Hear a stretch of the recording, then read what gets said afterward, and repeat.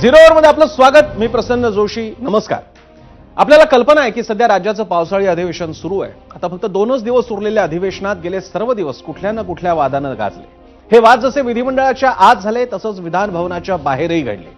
संजय शिरसाटांकडच्या घरातील पैशांनी भरलेली कथित बॅग असो, संजय गायकवाडांच्या कॅन्टीन कर्मचाऱ्याच्या मारहाणीनं जशी चर्चा झाली तशीच शंभूराज देसाई यांनी ठाकरेंच्या शिवसेनेच्या अनिल परवांना बाहेर बघून घेण्याच्या धमकीनेही झाली. मात्र आजचा दिवस मोठ्या पॉलिटिकल ड्राम्याचा ठरला. याचं मुख्य निमित्त ठरलं ठाकरेंच्या शिवसेनेचे विधान परिषदेतले आमदार आणि विरोधी पक्षनेते अंबादास दानवे यांचा निरोप समारंभ. दानवे यांची विधान परिषदेतील विरोधी पक्षनेतेपदाची मुदत येत्या ऑगस्टमध्ये संपते, पण पावसाळी अधिवेशन आता सुरू असल्यानं त्यातच त्यांचा निरोप समारंभ पार पडला. विरोधी पक्षनेता म्हणून दानवे यांनी सत्ताधाऱ्यांवर टीकेचे आसूड ओढले असले तरी आजचा दिवस त्यांच्यावर सर्व पक्षांकडून स्तुतीसुमनं उधळण्याचा होता.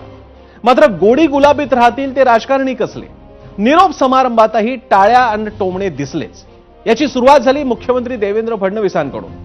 त्यांनी दानवे हे मूळचे भाजप संघाच्या मुशीत झालेले कार्यकर्ते असा उल्लेख करून त्यांच्या कारकिर्दीचं कौतुक केलं आणि त्याचवेळी उद्धव ठाकरेंना थेट सत्ताधाऱ्यांकडे येण्याचं आमंत्रणच देऊन टाकलं. उपमुख्यमंत्री एकनाथ शिंदेंनी आपल्या एकेकाळच्या सहकार्याचं कौतुक करत असतानाच दानवे हे सोन्याचा चमचा घेऊन जन्मले नाहीत असा टोला अप्रत्यक्षरित्या उद्धव ठाकरेंना लगावला.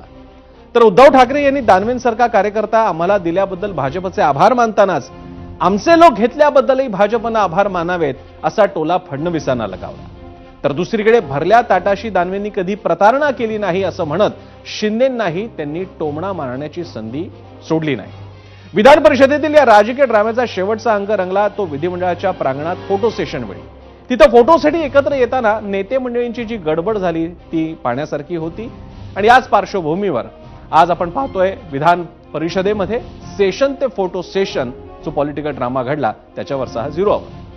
विधान परिषदेतील दानवेंच्या निरोप समारंभाच्या भाषणापासून अधिवेशनातील सर्वात मोठा पॉलिटिकल ड्रामा सुरू झाला. याची सुरुवात झाली देवेंद्र फडणवीसांच्या भाषणानं.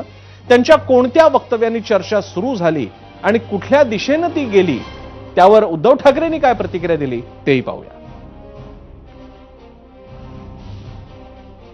या टर्मचं त्यांचं आता हा निरोप समारंभ आहे, पण आपल्या शुभेच्छा आहेत. त्यांनी पुन्हा या सभागृहात यावं, आल्यानंतर त्याच पदावर असावं असं काही नाही. मी असं म्हटल्यावर हे म्हणतील पळवापळवी करतात म्हणून. उद्धवजी, आता उद्धवजी 29 पर्यंत तर काही स्कोप नाही. काय ऐका, 29 पर्यंत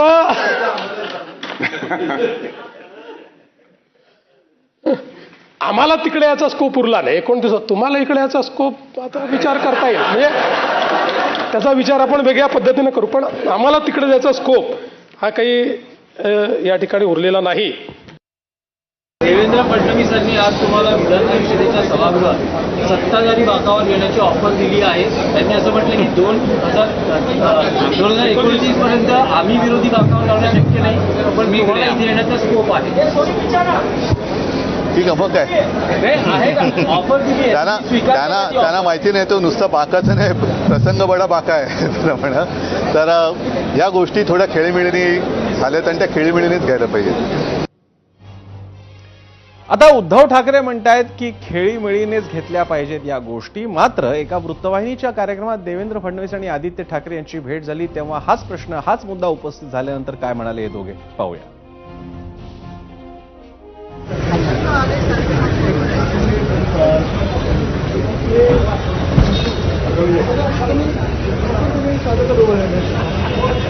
काय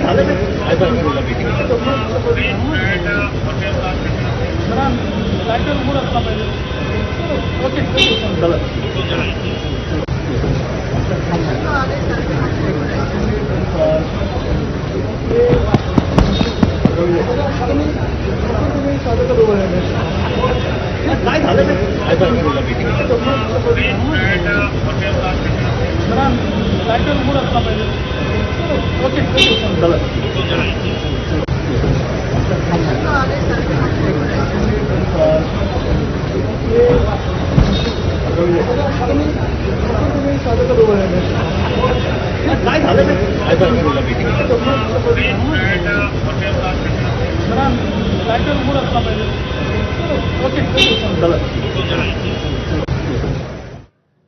तेव्हा एकूणच थोडीशी एकमेकांच्या दृष्टीने अवघड अशी परिस्थिती होती. मात्र दोघांच्या समय सूचकतेने एकमेकांवरचा बाका प्रसंग आदित्य ठाकरेंनी आणि देवेंद्र फडणवीसांनी निभावून नेला खरा, पण अर्थात चर्चा काही थांबणार नाहीये. दरम्यान याच अनुषंगाने एक आणखी मुद्दा आहे जो खरं तर आजच्या सगळ्या ड्रामामुळे थोडासा मागे पडला, पण तो प्रश्न आहे एकीकडे जाणाऱ्या विधान परिषदेतल्या विरोधी पक्षनेत्यांचं कौतुक होत असताना विधानसभेमध्ये मात्र विरोधी पक्षनेताच नाहीये. तोच आहे आपला आजचा प्रश्न. कारण अजूनही 3 अधिवेशनं झाली सत्तांतर झाल्यापासून, अजूनही अधिवेशनाला का मिळत नाही विरोधी पक्षनेता? बघूयात त्यासाठीचा आपला प्रश्न माझा पोल सेंटरला, ज्यासाठी आम्हाला तुमच्याकडून हवंय तुमचं मत. 0वरचा आजचा प्रश्न आहे, 3 अधिवेशनानंतरही विरोधी पक्षनेतेपद रिकामं ठेवत सरकार विरोधकांचा आवाज दाबण्याचा प्रयत्न करतंय असं वाटतं का? होय किंवा नाही अशी त्याला दोन्ही पर्याय तुम्हाला दिलेले आहेत. याच्यापैकी तुम्ही योग्य तो पर्याय निवडू शकता.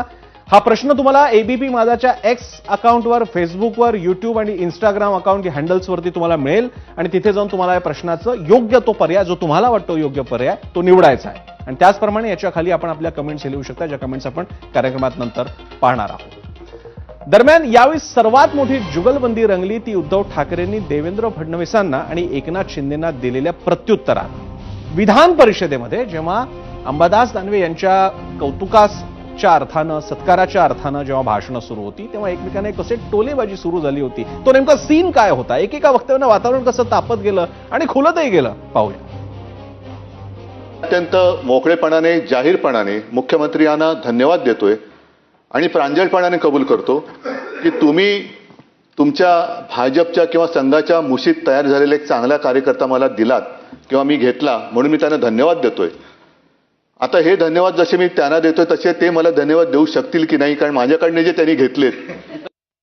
एक कार्यकर्ता म्हणून अंबादास अतिशय उत्कृष्ट काम आपण केलेलं आहे. सोन्याचा चमचा घेऊन तुमचा जन्म झालेला नसला तरी सुद्धा गोरगरीब आणि सर्वसामान्यांच्या घरात जन्माला तुमचा जन्म झाला तरी सुद्धा तुमची भावना आहे की बाबा या महाराष्ट्रातल्या सर्वसामान्य लोकांच्या जीवनामध्ये बदल व्हावा, यासाठी सातत्याने सत्ताधारी पक्षात नसताना देखील विरोधी पक्षात असताना, विरोधी पक्षनेता असताना सरकारकडून जेवढं काही आपण प्रयत्न केलेले आहेत हे सगळ्यांना माहीत आहेत. पदं येतात आणि पदं जातात, पण शेवटी जनतेच्या मनामध्ये आपली प्रतिमा काय म्हणून राहते हे आपल्या आयुष्याचं फलित असतं.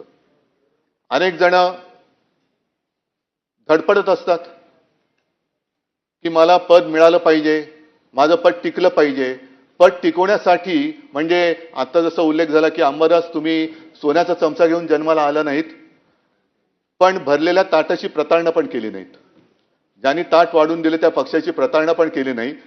नाहीतर त्या ताटामध्ये जे आहे ते माझंच आहे, पण आणखीन मिळावं म्हणून आणखीन दुसऱ्या रेस्टॉरंटमध्ये जायचं, असा अपराध तुम्ही केला नाही. त्याच्याबद्दल खास तुम्हाला सगळी जनता ही धन्यवाद देत असेल.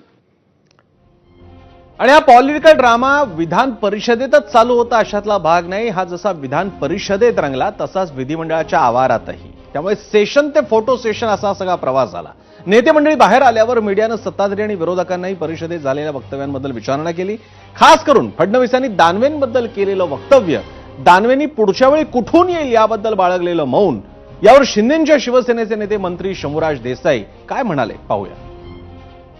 डॉक्टर ऑर्थोपेडिक वेगळे आहेत, तुम्हाला सांगतो, आणि बाकीचे पोट विकारावरचे वेगळे आहेत, तुमचं कार्डिओलॉजिस्ट वेगळे आहेत, वेगवेगळ्या क्षेत्रातले स्पेशलिस्ट डॉक्टर आहेत. आणि त्याच्यापेक्षा ऑल राऊंडर स्पेशलिस्ट कोण आहे हे 2022ला एक मोठं ऑपरेशन करून महाराष्ट्रामध्ये ठाण्याच्या एका मोठ्या डॉक्टरने दाखवून दिलेला आहे. तर शंभूराज देसाई यांच्या या राजकीय ऑपरेशनच्या वक्तव्याला ठाकरेंच्या सेनेचे नेते भास्कर जाधव यांनी कसं प्रत्युत्तर दिलं तेही पाहूया. उद्धव ठाकरे आहेत.